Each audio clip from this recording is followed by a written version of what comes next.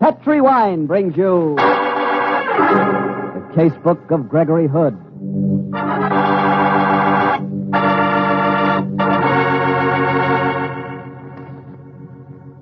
Tonight, the Petri family, the family that took time to bring you good wine, invite you to listen to the story of the Red Capsule, another exciting adventure from the Casebook of Gregory Hood. As for me, I'd like to know this. Do you like chicken? Well, how do you like it best? Fried till it's golden brown and crispy on the outside and tender inside? Roasted with a savory stuffing?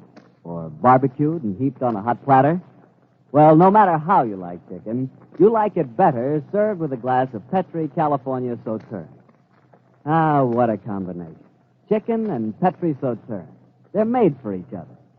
Petri Sauterne, you know, is an unusual white wine, beautifully golden in color, delicately fragrant.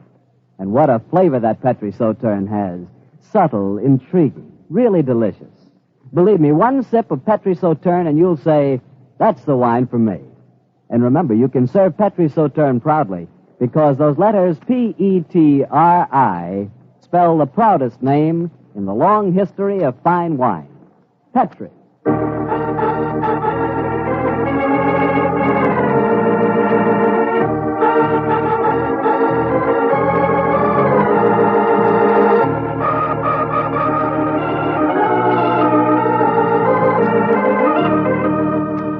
Well, it's Monday night in San Francisco, and we have a weekly date with Gregory Hood and his attorney and great friend, Sanderson Taylor.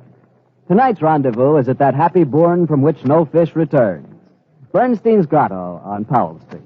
Let's join him there, shall we?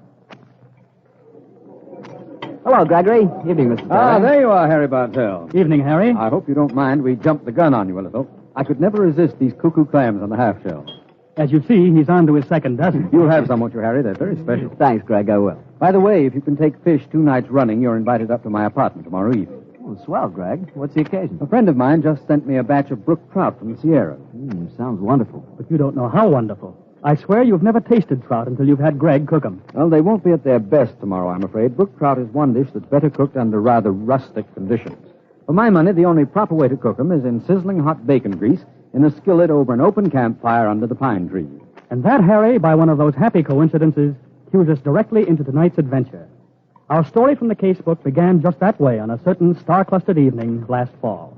Sounds like a potent setting for adventure. Well, we found plenty of that, as usual. We'd flown out of San Francisco in my Beechcraft, complete with rods and flies and a week's camping equipment. We landed in the private field of a friend of mine in Yosemite County and hiked from there on up into the mountains. The gods were very kind to us. At first, we hit a heavenly stream teeming with hungry, vigorous fish. At the end of an exciting day's sport, we knelt by our campfire preparing the evening meal. These potatoes in the ashes are almost done, Greg. Yes, I'd better fan up the flames for the skillet. Did you slice the bacon? Yes, and clean the trout. Ah, this is the life, Sandy. And we're going to have a meal we couldn't equal in San Francisco's finest restaurant. First, the bacon. There we are. Did you hear that, Greg? I swear I heard someone calling. It's probably little Sir Echo out for his evening rehearsal for the Bohemian Grove. I did hear someone, Greg. Here in the forest primeval, where we've come to escape from dazzling wenches and murderers and all those fascinating encumbrances. What? There is someone, Greg. Yes. Who's there? Friends to this ground and lineaments of the day. It's a girl. And one that quotes Hamlet yet. You make an interesting dinner guest. Well, go and make her welcome, Sandy. I've got my hands full here. Okay, Gregory. Good evening. Are you in trouble? Oh, hello. Yes, I was glad to see your campfire. I'm afraid I'm lost. Well, come and join us, won't you? My name's Sanderson Taylor. Oh, well, mine's Eustace. Sylvia Eustace. A little unwise for a young lady to be hiking about in the mountains at night, don't you think? Oh, well, Gregory, this is Miss Sylvia Eustace. Oh, how do you do? Sorry I can't get up, but I must watch this meal. Do I smell bacon? You do.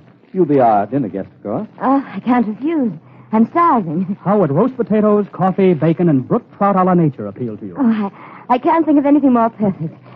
Can I help? No, thanks. Everything's under control. How come you're up in the mountains alone late at night, Miss Eustace? Well, I walked up earlier today.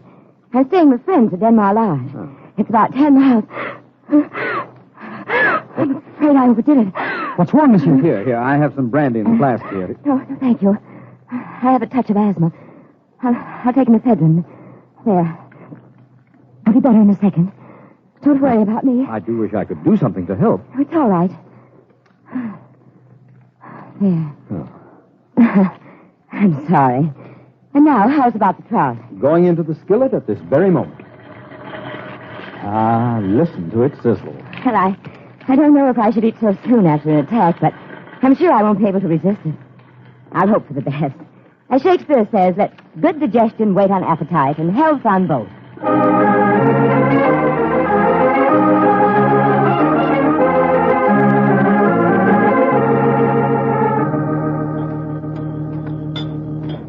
A wonderful meal. Gregory, you surpass yourself. I must confess it was mildly colossal. More coffee, Miss Eustace? Yes, thank you. No? Your face keeps bothering me, Mr. Hood. It does have that effect on some people.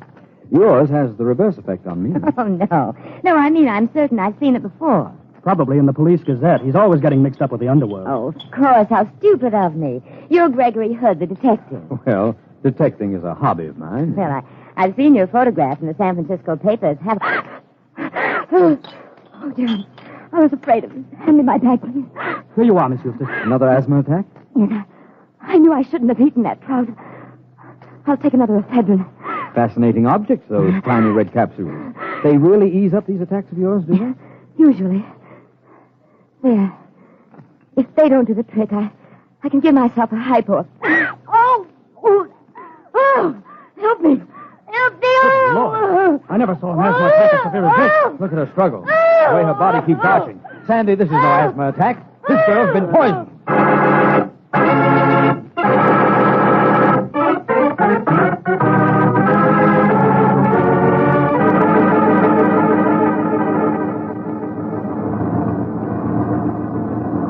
Whatever you may say about the evils of modern civilization, Gregory, at least if we'd been in the city, we could have called a doctor and the police. I know, Sandy. It was ghastly. Darn this wretched car. It should be in a museum. The old farmer who rented it to us warned us not to expect too much. In any case, after scrambling down a mountainside in the dark, it's a great improvement. Well, the dawn's breaking now. It would have been better to have waited up there and then carried her body down to the plane and flown it into San Francisco. I can still see that poor girl's face as she died. Yes, it was torture. If only we'd packed some other food, some mustard, egg whites, anything to make an emetic. But to stand there helpless and watch her die. You're sure it was murder? Oh, obviously. Suicides don't seek company, and it was no accident. I know the symptoms of strychnine poisoning when I see them. We must be on the outskirts of some town now. There are a few lights twinkling. Yeah. I wonder where the courthouse is, or even if they have one. If I know these hick towns, it isn't far from the outskirts to the hub of things. Greg, could you make out anything of what that girl was trying to say to you as she died? Almost nothing. The strychnine spasms were racking her, and that, combined with her asthma, made it very hard. Dreadful way to die. I just caught a few scattered words. Sounded like sport, engineer, tar. Does that make any possible sense to you? No, I can't say. Well, Greg, here we are, the county courthouse. Yes. And the lights are on. Somebody's going to have quite a shock to start their day with. Yes, I imagine murder is something of a rarity in these parts. Yeah. Oh, here's the sheriff's office. Come on, Sandy. Good morning. You fellas are stirring early. What's on your mind? Are you the sheriff? Sure, Sheriff Turner. What's on your mind, son? We've come in to report a murder. Sounds as if you said murder, son. That's what I did say. A girl was murdered last night in the mountains. My friend and I saw it happen. You saw it. Jake, come in here. Now give me the facts, you two. My friend and I were camping in the mountains last night. A girl named Sylvia Eustace was lost and came to our fire. Sylvia Eustace, huh? Go on. Well, she had dinner with us, and half an hour later, she swallowed what she thought to be an ephedrine tablet and died of strychnine poisoning. Who cooked this dinner? I did. And the girl died right afterwards? Yes. Jake! You something for me, Sheriff? Yeah, get your keys out. You got a couple of customers. Us? Now, look here, I warn you, Sheriff, that I'm an attorney. Sure, and I'm the Queen of India. Lock 'em up, Jake. We've got us a couple of murderers.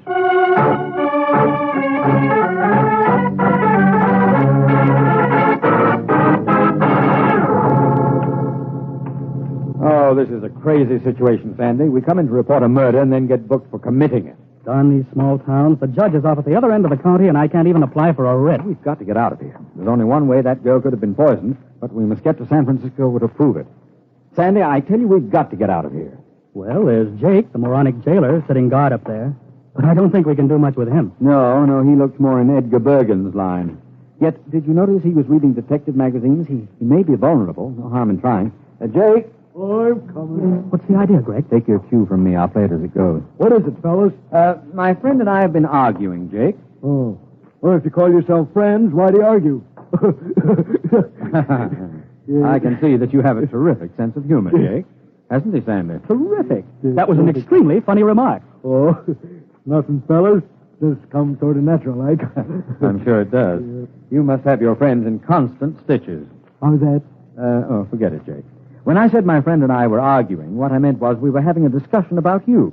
You see, Jake, I've always prided myself on my ability to read character. Now, is that a fact? Yes. You read tea leaves or something? No, not exactly. But I can tell if a man's smart the moment I look at him. I sized you up as soon as you walked into the sheriff's office. There, I said to my friend, is a really smart guy who's going places. Didn't I say that, Sander? You certainly did. Well, what do you know? Say, you fellas like some breakfast? Settle our argument for us first, Jake, will you? You've got a little more on the ball than we have. I have. Well, you're pretty nice guys, too. What'd you argue about me? Well, here's the way it went, Jake. I noticed that you had a big stack of detective magazines over there, and you were reading them very seriously. Oh, read them all the time. Yes. Read them all the time. Uh-huh. I said to my friend here, there's a really smart deputy sheriff who knows a lot about criminology and wants to go ahead. Am I right, Sandy? Your exact words, Greg. Yes. Well, what'd you say next? Well, Jake, I knew you'd heard our story of the murder, and I figured that you were the smart kind of a guy who would say to himself, nobody's going to be such a dope as to walk in and report an undiscovered murder when he's the only suspect. So these guys didn't do it. Yes, Jake, that's the clever kind of man my friend thinks you are. Uh-huh. What else did you figure? Well, that you're smart enough, after hearing our evidence, to know darn well how the murder had been committed by slipping a red capsule of strychnine in among her red capsules of ephedrine. And then you'd say to yourself, I'll bet that was done in San Francisco, and that's where the case starts. San Francisco, huh? Well, maybe you're right, fella. Ah, you're a clever man, Jake. I'd never have been able to figure that out without your help. Gregory, that's amazing. Jake is certainly quick on the draw. Yeah. Oh, just a knack, fellas. Did I figure anything else out? Yes.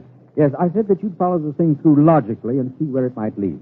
I said that I'd bet you'd say to yourself, this Gregory Hood is kind of a detective, too, and he knows his way around in San Francisco, and if I let him go, he could solve the case and give me the credit. Me the credit? Yes.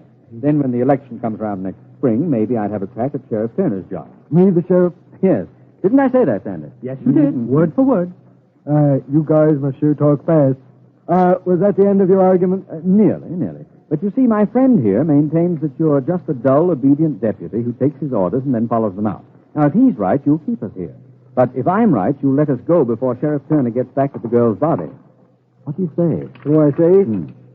Mister, I don't know how good a detective you are, but you're sure one swell judge of character.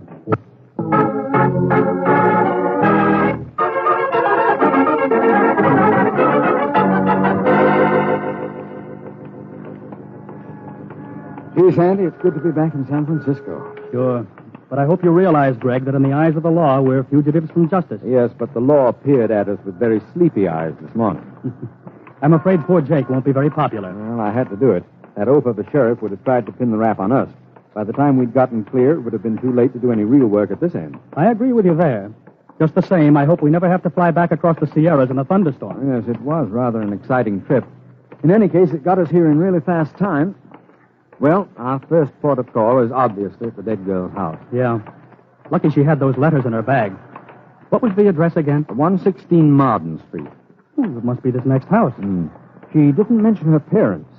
Stanley, I'm afraid this is liable to be a pretty harrowing interview. I don't doubt it. But it's our logical starting point in the search for her killer. Here we are. It's an imposing house. Yes, the Eustace family must be moneyed. Wouldn't be surprised if the news of her death has preceded us. Yes, it's the maid's day out and the butler's quit. We don't want anything. Unless you're applying as servants. Is this Miss Sylvia Eustace's home? Yes, but... May we come in, please? No, you... Well, bless my soul, you're Gregory Hood, aren't you? Yes, I am. Can't see a thing with my new glasses. I'm Sylvia's uncle. Come in, won't you? Thank you, Mr. Eustace. This is my friend, Sanderson Taylor. How do you do? How do you do? Now, you want to see Sylvia? You mean she's here? Yes, I think so. I'll go and see. Won't be a moment. Greg, what in thunder is he talking about? The girl's dead. We know it. Either Mr. Eustace is definitely eccentric or he doesn't know his niece has left town. Yes, Sylvia's just coming down the stairs. She's doing what? Well, don't look so startled, Hood, me boy. Here she is. Mr. Gregory Hood, how very nice to see you. Sandy. It's the same girl we left in Yosemite County.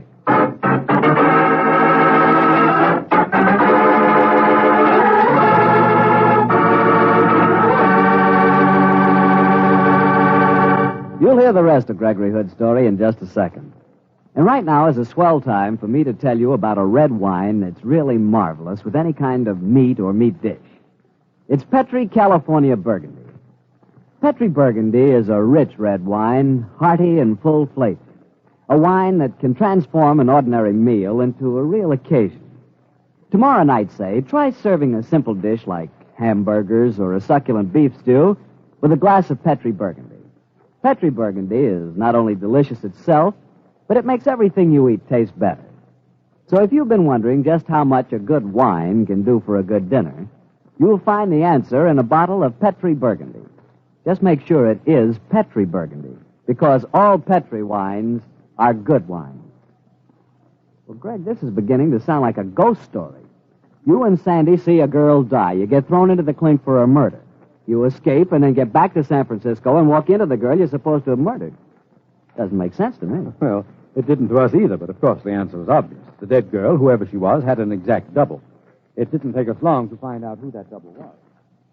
You seem very startled at seeing me, gentlemen. Frankly, I'm staggered. So am I. Miss Eustace, do you have a twin sister? No, but you must have met my cousin Hester. People are always astonished by our likeness. Oh, see who it is, Uncle, will you please? Richard Bell, as soon as the servants go, it never stops ringing. Well, you still look puzzled, gentlemen. We are, Miss Eustace. You did say that your name was Sylvia, didn't you? Yes, I did. Why? Well, did you know that your cousin Hester had gone to the Sierras? Yes. She left 3 days ago. She's very fond of hiking, just as I am. Another thing. May I ask if you're both victims of allergies? As a matter of fact, we are. You're being very mysterious. Has anything... You're very, very popular today, Sylvia. Here's a Lieutenant Silvers of Homicide. Most anxious to talk to you. Afternoon, Miss Eustace. How do you do, Lieutenant? Do you know... Yes, I know them, thanks. Hello, Greg. Hello. Mr. Taylor. Didn't expect to find you here. I heard that you'd been detained in Yosemite County. Yes, Stan, we were. But only for a short while, fortunately. Well, we'll talk about that in a minute, Mr. Taylor. Right now, there's more vital talk. Miss Eustace, do I understand that you are Miss Sylvia Eustace? That's the second time I've been asked that question. Yes, Lieutenant, I'm Sylvia Eustace. Why? Well, because I've just received a notification from Yosemite County that the sheriff up there has found the dead body of Sylvia Eustace at this address. She'd been murdered. Oh, what in the name of thunder are you saying? Dead. I don't... She's fainted. I've got it. Leave her alone. You fellows have done enough damage. Here, I'll take her to her room. Well, Greg, you are in trouble, aren't you? I certainly am, Stan. You've had a report from Sheriff Turner, I suppose, Lieutenant? Yes, Mr. Taylor. They tell me the two of you broke jail and that you're wanted for murder. Well, we broke jail, all right, Stan, but you can't believe the murder charge. Well, no, of course not. I've known you both too long and too well for that.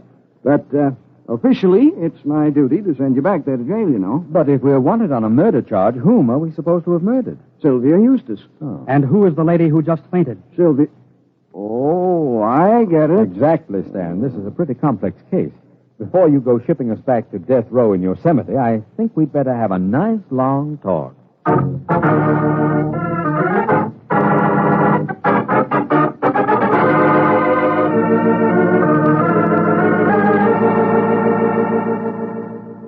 So there you are, Stan. That's the deal. Two girls, both identical in appearance, and both claiming to be Sylvia Eustace. But why, Greg? It doesn't make sense. I think it might, Lieutenant, when you consider that the Eustace family is obviously wealthy.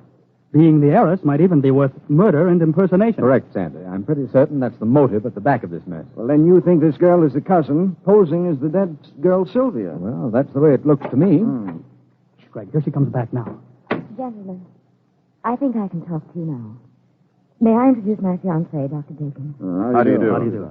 I'll have to warn you that Miss Eustace is in no condition to undergo any prolonged questioning. Well, we'll make it as short as we can, Dr. Dakin, but you must realize that you're involved in a murder case. How was poor Hester killed, Lieutenant? He was poisoned by strychnine contained in what appeared to be an ephedrine capsule. Oh, dreadful. Stan, do you mind if I ask a few questions? Okay, Greg. You've got to play it in your way.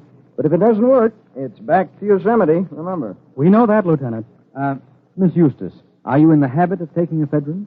Very frequently, yes. What about it? Surely any person who suffers from allergies, as Miss Eustace does, would use the drug. Doctor, there's no need to get so heated. Miss Eustace, are you fond of Shakespeare? Not particularly.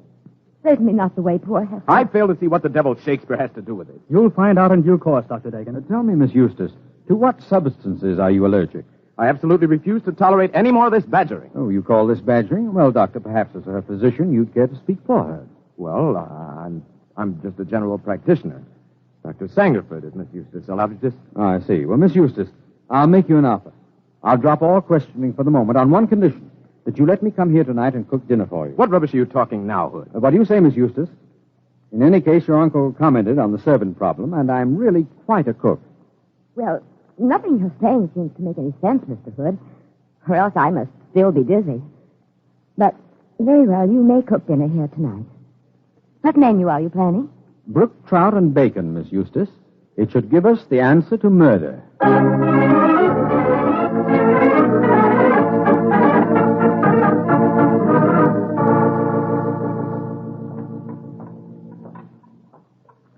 Slice up the bacon, Sandy, will you? Right you are, Greg. Greg, we've been friends for a good many years. If we hadn't, I wouldn't take the risk of stringing along with you on this case. Will you tell me what goes? Oh, now don't look so harassed, Stan. Oh. We're on the last lap. Our question is, which is the real Sylvia? Now, the old uncle might be fooled. He's half blind. And young Dr. Dakin might be in cahoots. True. So we seem to have established only two positive differences between the girls. The cousin, Hester, loved to quote Shakespeare. So did the girl in the mountains. Now, according to Dr. Sangerford, Cousin Hester was allergic to trout, but somehow he'd never checked Sylvia. Oh, now I begin to see why you're cooking a dinner of brook trout. Yes, Stan, if she eats the trout and nothing happens, she's in the clear. Well, I hope you're right, Greg. Maybe I'm a fool for even letting you try it. I've got a nasty feeling that this whole business is one occasion when you've outsmarted yourself. At last, you're due to be hoist with your own... Oh, Gregory, a skillet full of bacon grease all over the floor. To blazes with it. I've outdone myself in idiocy. Quick, Stan. We've got to warn Miss Eustace. Get some warm water at once and some mustard. What's wrong, Dr. Dakin? It's Sylvia. She's just been poisoned.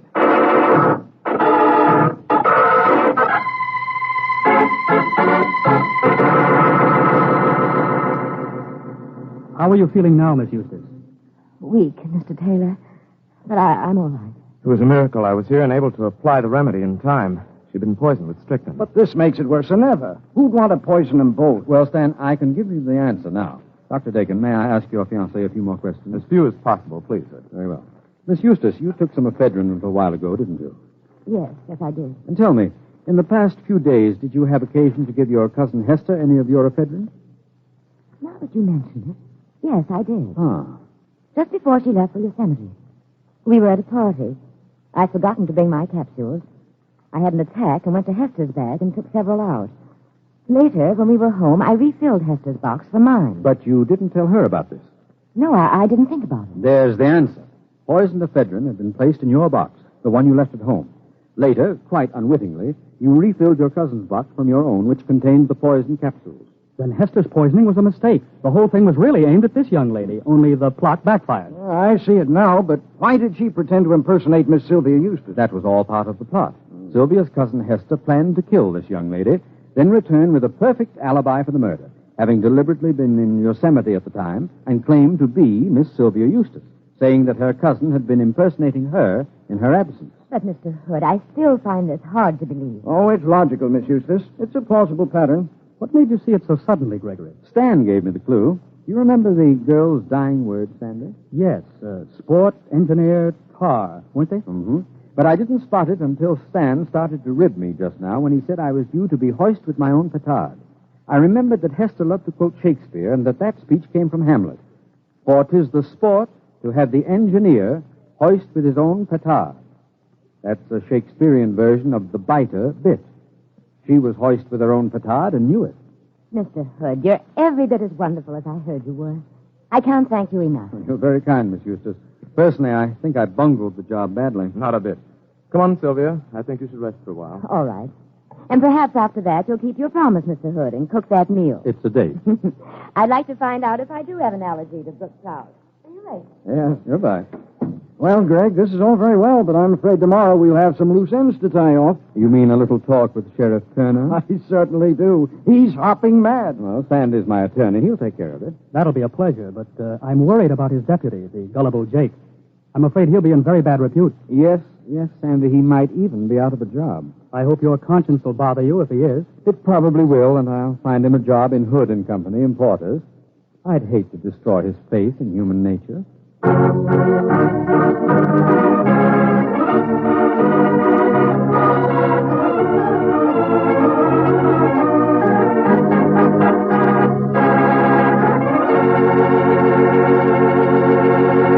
Well, Greg, as usual, that story was a honey. You know, come to think of it, I'm not so bad at quoting Shakespeare myself. Why, Harry, I didn't know you were a student of the immortal bard. You should just see me do a balcony scene. And personally, I'd rather sit in the orchestra myself. Oh, now cut it out, Greg. Look, let's run through Shakespeare's Romeo and Juliet. I'll be Romeo. If you think I'll play Juliet to your Romeo, you're crazy. Besides, I know you too well. What do you mean? Well, when Juliet says, Romeo, oh Romeo, wherefore art thou Romeo? Your answer will be, getting a bottle of Petri wine. Well, can you think of a better answer? Look, if Shakespeare knew about Petri wine, he'd rave about it, too. It's great, Greg. Well, it's got to be. The Petri family has been making wine for generations. With the Petri family, the growing of perfect sun-ripened grapes and the art of turning those grapes into fragrant, delicious wine is a heritage. It's a heritage handed on down in the family from father to son, from father to son. And the skill of those generations of winemakers is evident in every drop of Petri wine. So the name Petri on a bottle of wine is more than a trademark. It's the personal assurance of the Petri family that Petri wine is always good wine. Oh, but you'll discover that for yourself. You'll learn that no matter what type wine you prefer, you like it better when it's a Petri wine, because Petri took time to bring you good wine. Well, Greg, what story from your casebook are you going to tell us next week? Next week, Harry, I'm going to tell you an adventure that I call The Forgetful Murderer. It concerns itself with one of the strangest series of murders that I've ever encountered. I'll tell you all about it next Monday, Harry.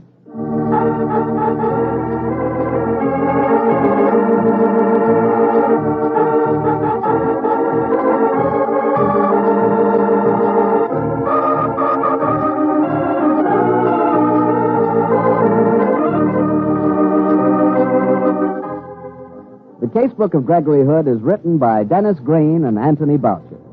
Original music composed and played by Dean Fossler. Gail Gordon plays the part of Gregory Hood, and Sanderson Taylor is played by William Bakewell.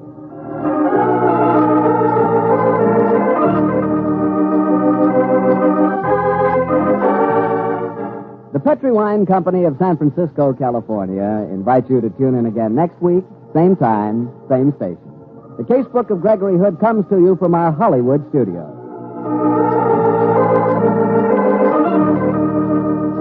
This is Harry Bartell saying goodnight for the Petri